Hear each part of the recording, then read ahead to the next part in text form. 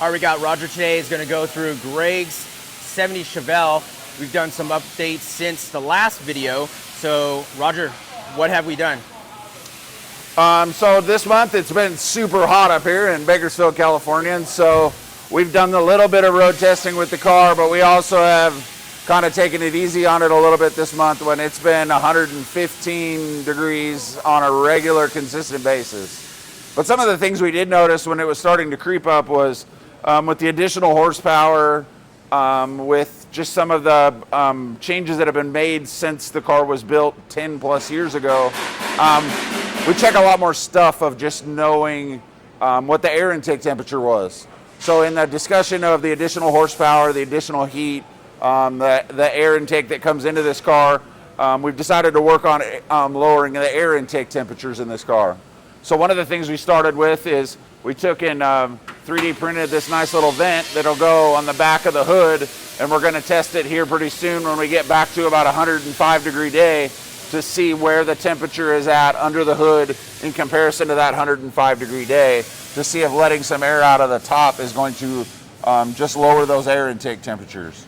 So this is going to be a fixed unit right there. It's not going to flap up. It'll be a fixed unit. It'll allow us to have a lot of clearance underneath for the flap unit, and everything that's under there will be able to disappear. So you'll be able to, it won't be an interference issue with the superchargers or anything like that on some cars.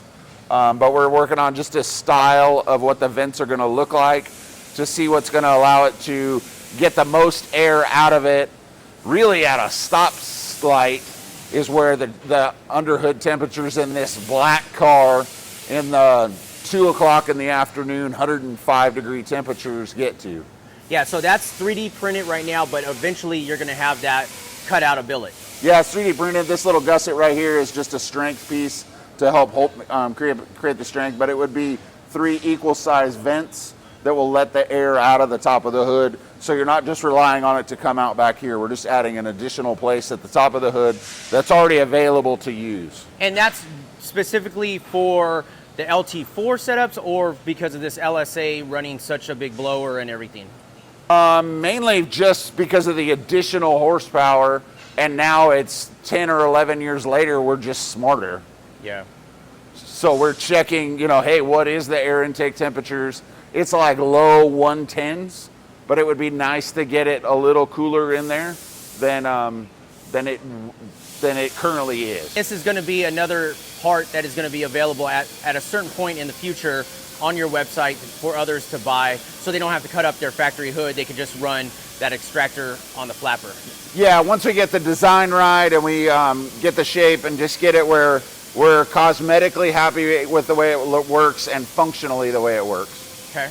And then we've got some people on social media and also on the YouTube asking about door panels. This one has the new door panels on it that you guys have designed and are installing on these Chevelles.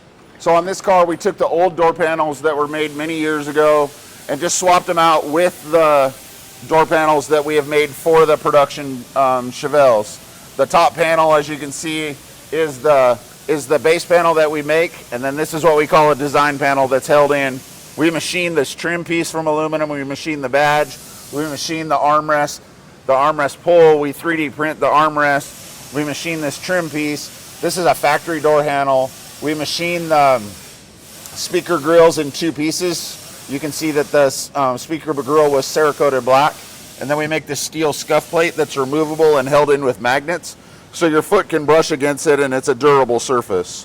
And this piece right here, these pieces are all billet, they're not plastic, and then that SS right there is also billet, right? It's all billet. It's all billet aluminum. It's all machined custom for these door panels. Right. And then we're working on having the door panels made in fiberglass and carbon fiber, because the carbon fiber really doesn't matter. It's, as far as weight savings, it's not a huge issue in these cars, but if I had these made in a quality infused fiberglass process, they would be a high quality part. But you just don't, if you're covering them all up, all I'm doing is just bragging that it's carbon fiber at this point.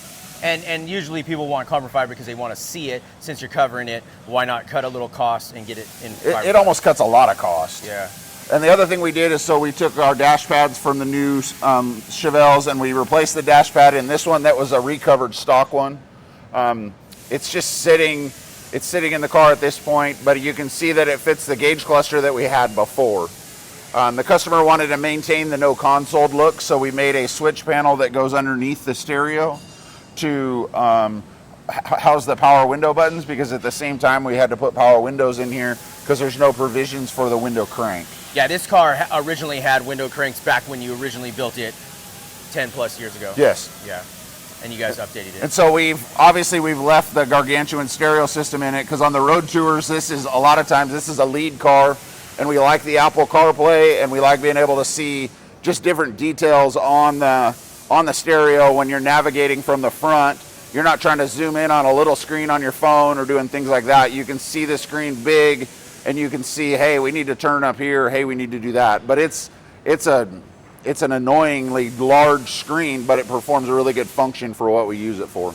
And this car has speakers in the kick panel and also in the door panel? Or yeah, the speakers in the door panels are much smaller than the speaker grills because there's just not a lot of room in there. But we have, I believe it's a 5-inch speaker that we're able to put in the corners of the doors there.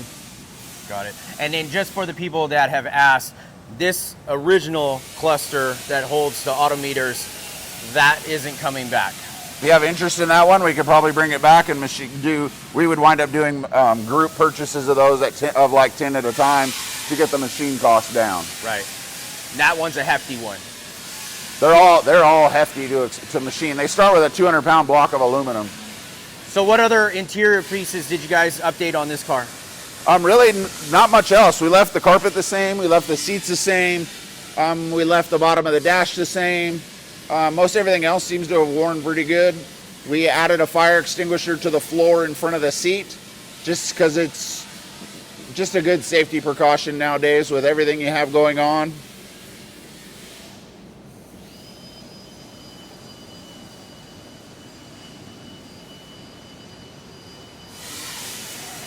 What else we got on this one that? Really the last thing we have left to do is we purchased new outer wheel hoops from Forge Line, because these ones are just beat up. And so we have new ones that we're getting fully polished, and then we're going to ceramic coat them and then reinstall brand new outer wheel hoops that aren't scratched up and beat up. So staying the same style wheel on the face of it, just a hoop. Just a new hoop that's protected with a ceramic coat so the polish will stay. And it's just 13 or 14,000 hard miles on the car of just rocks and chips and things like that. Are you guys going any wider? Or no wider, not changing one thing. Not one thing. So everything's going to stay, you're not going to notice other than it's going to be new hoops. That's the only thing that we've done. Okay. And this one has your spoiler on it, the new one. Yeah, we put the spoiler on the very front, and we got our USA license plate that just always seems to fit well on these cars. And let's go over the specs again on this engine for someone. So it's a Don Hardy LSA that's custom built with all the super duper products. You know, it's got the I don't know. I'm gonna get all the brand names messed up, but it's making about 800 horsepower. Our goal was just to make something that ran a little cooler. It makes the same horsepower easier. It's got a bigger blower on it. It should go down the freeway. We hope that really nothing else changes as far as the power. It's just going to make it a little bit more in certain aspects of the driving, but we're not trying to make the car faster per se. Yeah, more drivability. Drivability, there's a lot of weaknesses in a stock LSA. There's lifter issues, there's piston issues. There's just different things that we've learned over the years that, hey, these are the weak points in the LSA. This thing was starting to develop an intermittent lifter knock, and so with the lifter knock, we just decided, hey, let's just build a full one that's a brand new build with better pistons, better crank, better rods, all those kinds of things that make a good, for the money that you would spend trying to just tear the car apart, put a little bigger cam in it, replacing the lifters, doing those things, you're 75% of the way of just buying a whole new long block. And this car is getting prepped and ready to be returned to the owner to be ready for the Good Guys Power Tour? Yeah, the Good Guys Road Tour that will happen in September. It's going to go we're actually going to go from Fort Collins, Colorado, up to Rapid City, South Dakota, and then on its way over to Boise. And then we'll turn south and go home and go through Park City and come all the way back to Bakersfield. Okay. And so this is one of how many cars? We're taking 5 cars. So if anyone has any questions about this car, this build, any of these parts that you guys are making, they can get a hold of you how? The easiest way is just to jump on our website and hit the contact page. If you're on Instagram, you can DM us. You can email the shop, iskhotrods at Yahoo. You can do info@ironworkspeedandcustom.com. Whatever seems to work. And as you have the progression in all these parts, you are adding them to your website. You do have a couple items also on the website. Yeah, we have the inner fenders now on our website. We have those in carbon fiber and fiberglass. We have the cowl closeout panels that are on there. We're getting ready to post up the billet coil covers that we made for the LT4s. We're doing those in limited runs because they're very expensive and take a large quantity of aluminum to machine.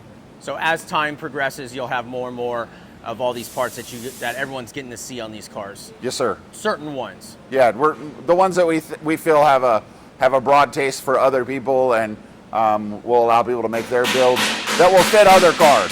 Right. Okay. Well, thanks for showing us the car. Thank you very much. Have a good day.